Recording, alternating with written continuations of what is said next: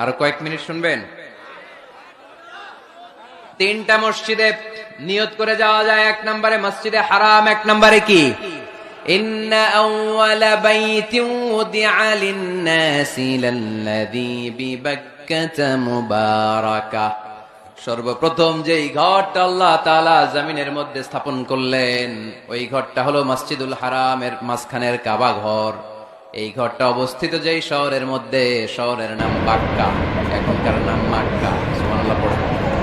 মক্কার আগের নাম বাক্কা। কোরআনে বাক্কার কথা আছে। এবং হজ উমরা করতে গেলে দেখবেন যে অনেক হোটেল আছে, হোটেলের নাম ফুন্দুক বাক্কা।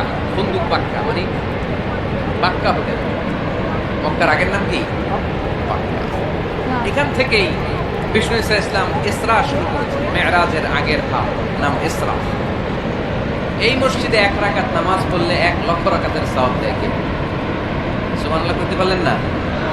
পৃথিবীর আর কোন মসজিদে 1 রাকাত পড়লে 1 লক্ষ রাকাতের সওয়াব হয়? আপনাদের 201 গম্বুজে বললে বাইতুল মুকাররম। পৃথিবীর কোন মসজিদে বললে হবে?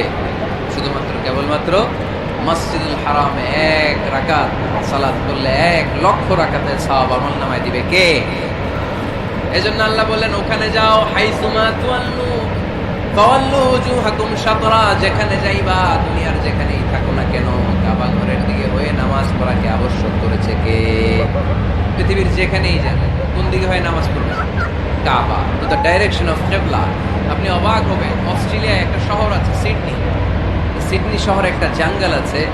এই জঙ্গলে একটা গাছ আছে, যে গাছটা মানুষের মতো রুকু করে আছে, টু দ্য ডাইরেকশন অফ কিবলা, তাও কিবলামুখী হয়ে। পত্রিকার কাটিং দেখেছেন না আপনারা? অনেক ক্যালেন্ডারেও আছে। গাছ ইউটিউবে দেখেছেন, গাছ রুকু করে আছে টু দ্য ডাইরেকশন অফ কিবলা, কিবলামুখী হয়ে মানুষের। সুবহানাল্লাহ। তাহলে এই মসজিদ এমন মসজিদ, এই মসজিদে 1 রাকাত সালাত পড়লে 1 লক্ষ রাকাতের সওয়াব হয়ে যায়। এই মসজিদ এমন মসজিদ, যেই মসজিদের মাঝখানে একটা ঘর আছে, ঘরটার নাম বাইতুল্লাহ। প্রতিনিয়ত এই ঘরের উপর 120টা রহমত নাজিল করে কে? 60টা রহমত নাজিল হয় যারা কাবা ঘরের চারদিকে তাওয়াফ করতে থাকে। 40টা রহমত নাজিল হয় যারা কাবা ঘরের চারদিকে নামাজ পড়তে থাকে।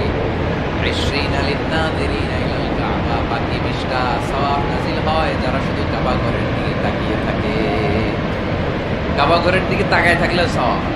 সুবহানাল্লাহ বললেন না? আন-নাযার ইলাল কাবা, 3 জিনিসের দিকে তাকালেই সওয়াব। কয় জিনিস? জোরে বলেন। 1 নাম্বার আন-নাযার ইলাল মুসহাফ, কোরআনের দিকে তাকালেই সওয়াব, পড়া লাগবে না, পড়লে তো সওয়াব আছে, তাকানো মাত্রই। 2 নাম্বার আন-নাযার ইলা ওয়াজহিল ওয়ালিদাইন, মা বাবার চেহারা। মা বাবার খেদমত করলে তো সওয়াব আছেই, টাকা দিলে তো সওয়াব আছেই, কিন্তু মা বাবার চেহারার নজরের দিকে যদি রহমতের নজরে একবার তাকান, একটা কবুল হজ করলে যেই সওয়াব, ওই সওয়াব আমল নামাই দিবে কে? মা বাবা এমন জিনিস আমরা চিনলাম না। আমরা পীর সাহেবের দরবারে লাউ নিয়ে যাই আর গান গাই, সাদের লাউ বানাইলে মোরে আগা খাইলাম, ডগা খাইলাম, খাইলাম না ডুগডুগি না। তো কই লাউ নিয়ে যান আপনি, কই হাদিয়া নিয়ে যান? আসল পীর সাহেব তো আপনার ঘরে। আপনার আব্বা সবচেয়ে বড় পীর সাহেব, আপনার আম্মা জান আপনার জন্য সবচেয়ে বড় পীর সাহেব। গোটা বিশ্বের সব পীর সাহেব যদি 50 বার করে কোরআন খতম দিয়ে 1 গ্লাস পানির মধ্যে ফু দেয়, আর আপনার আব্বা শুধু বিসমিল্লাহ বলে যদি 1 গ্লাসের পানিতে ফু দেয়, ওই গ্লাসের পানির ফুটা আল্লাহর কাছে কবুল হচ্ছে। এজন্য বিশ্বনবী বলতেন, জান্নাতু তাহতা আকদামি উম্মাহাতিকুম। ও দুনিয়ার মানুষেরা শোনো, দুনিয়ার পুরুষ মানুষদের পায়ের নিচে থাকে জুতা, জুতার নিচে থাকে বালু আর মাটি। দুনিয়ার বুকে এক একটা মায়ের পায়ের নিচে থাকে তার সন্তানদের জান্নাত। ওগো মা তুমি এই ধরনের শ্রেষ্ঠ নিয়ামত, তোমারই পদ তলে রয়েছে জান্নাত। ওগো মা তুমি এই ধরনের শ্রেষ্ঠ নিয়ামত, তোমারই পদ তলে রয়েছে জান্নাত। সুবহানাল্লাহ। কি মা? এই মারে আমরা চিনি না।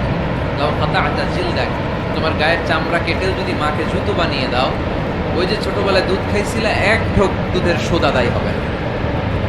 1 ঢোক দুধের শোধ আদায় হবে না। ওই মা 3 বার বললেন আল্লাহ রাসূল এই মায়ের কথা। কয়বার? আল্লাহ হাবিব বললেন মা মা মা, তারপরে মা কয়বার, বাবা কয়বার। তার মানে ইসলাম মাকে দিয়েছে স্বর্ণ পদক, ইসলাম মাকে দিয়েছে রৌপ্য পদক, ইসলাম মাকে দিয়েছে ব্রোঞ্জ পদক, বাবাকে দিয়েছে সান্ত্বনা পুরস্কার। ঠিক কিনা? 3বার যদি মা হয়, একবার যদি বাবা হয়, তাহলে স্বর্ণ পদক কে? রৌপ্য পদক, ব্রোঞ্জ পদক, সান্ত্বনা পুরস্কার। সুবহানাল্লাহ বললেন না? ওই মায়ের চেহারার দিকে যদি রহমতের নজরে একবার তাকায়, হজরে সওয়াব আছে না নাই? তাহলে 1 নাম্বার কোরআনের দিকে নজর করলে সওয়াব, 2 নাম্বার মা বাবার চেহারার দিকে নজর করলে সওয়াব, 3 নাম্বার আল্লাহর কাবা ঘরের গিলাফের দিকে যখন নজর করে তাকাবেন 20টা রহমত নাযিল করবে কে?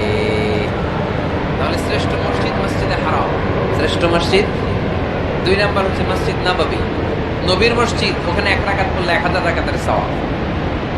আমার নবী শুয়ে আছে তার পাশে, পাশেই জান্নাতুল বাকিয়া, মাকবারাতুল বাকিয়া, এরপর আছে রওদা। বিশ্বনবীর কবর থেকে মিম্বার পর্যন্ত জান্নাত, রওদাতুম মিন রিয়াদিল জান্নাহ। এটা দুনিয়ার বুকে একটা জান্নাতের টুকরা। সুবহানাল্লাহ। ওখানে নামাজ পড়ার জন্য খুব ধাক্কাধাক্কি হয়। পুরো মসজিদে নববীর কার্পেটের এক কালার, ওইটার কার্পেটের আরেক কালার। যারা হজ ওমরা করেছেন দেখে এসেছেন, জায়গা পাওয়া যায়, খুব ধাক্কাধাক্কি হয় ওই জায়গাটাতে সালাত পড়ার জন্য। এটা হচ্ছে দ্বিতীয় মসজিদ শ্রেষ্ঠত্বের দিক থেকে। তৃতীয় মসজিদ হচ্ছে মসজিদে আকসা, ফিলিস্তিনি। এই দুইটাতে যাওয়ার সুযোগ হইলো, ওইটাতে যাওয়ার সুযোগ নেই। ইসরায়েলি হায়নাদের দখলে। চিল্লা এখন ঠিক কিনা? আমরা আল্লাহর কাছে চাই আমরা মসজিদুল হারামে, মসজিদ নববীতে যেমনি সালাত করতে পারি, বাইতুল মাকদাসে যেও যেন সালাত করতে পারে। আল্লাহ তুমি তৌফিক দাও। বাইতুল মাকদাসে 1 রাকাত পড়লে 250 রাকাতের সওয়াব। আরেক বর্ণনা এসেছে 500 রাকাতের সওয়াব। এই 3টার পরে দুনিয়ার যত বড় মসজিদ হোক না কেন সবগুলোর সওয়াব সমান। সুবহানাল্লাহ পড়ে। তাহলে আমরা মসজিদ আবাদ করতে চাই। কি করতে চাই? এই মসজিদ হচ্ছে আমাদের মুসলমানদের সামাজিক ঐক্যের কেন্দ্রবিন্দু। সামাজিক ঐক্যের কেন্দ্রবিন্দু আমাদের মসজিদ। বুঝতে হবে, এটা খ্রিস্টানদের চার্চের মতো, এটা ইহুদিদের সিনাগগের মতো, এটা শিখদের গুরুদুয়ারার মতো গতানুগতিক কোনো ইবাদত গাহ বা উপাসনা কেন্দ্র নয়। এটা আমাদের ঐক্যের ভিত্তি। চিল্লায় বলেন ঠিক কিনা? বিশ্বনবী মসজিদে নববী থেকে সব করেছেন। বিশ্বনবীর মসজিদে নববীটাই ছিল ক্যান্টনমেন্ট, সেনাবাহিনীর ক্যান্টনমেন্ট ছিল এটা। বিশ্বনবীর মসজিদে নববী ছিল গণভবন, আমার নবীর মসজিদে ছিল বঙ্গভবন। এখানেই ছিল সুপ্রিম কোর্ট, হাইকোর্ট। এখানে বসেই বিশ্বনবী যুদ্ধের জন্য সেনা প্রেরণ করতেন। এখানে বসেই বিশ্বনবী বেকারদের কর্মসংস্থান করতেন। এখানে বসেই বিশ্বনবী বিধবা নারীদের জন্য ভাতার ব্যবস্থা করে দিতেন। এই মসজিদের মধ্যে বসেই বিশ্বনবী আহলে সুফফার সাহাবীদেরকে হাদিসের শিক্ষা দিতেন। সুবহানাল্লাহ পড়েন। এজন্য মসজিদের নানামুখী ব্যবহার আছে। আমরা শুধু এটা ইবাদতের জন্য রাখছি, কিন্তু বিষ্ণু ঈসা ইসলাম এটাকে নানা কাজে লাগিয়েছেন। আমাদের মসজিদগুলোকে আমরা শুধুমাত্র জিকির আর সালাতের জন্য নির্ধারণ করেছি, কিন্তু বিষ্ণু ঈসা ইসলাম নানামুখী কাজ এই মসজিদের ভেতরে করেছেন। মসজিদে নববী বাচ্চাদের জন্য উন্মুক্ত ছিল, নারীদের জন্য উন্মুক্ত ছিল, হিজড়াদের জন্য উন্মুক্ত ছিল। সুবহানাল্লাহ কইতে পারলেন না?